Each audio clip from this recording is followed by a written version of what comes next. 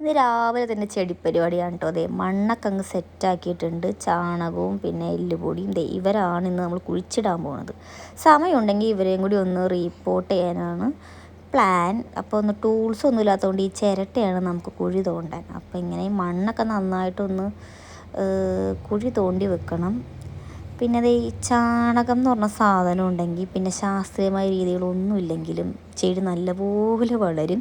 ചാണകം മെയിനാണ്. അപ്പോൾ നന്നായിട്ട് ചാണകമൊക്കെ ഇട്ട് പരത്തി കൊടുക്കുക.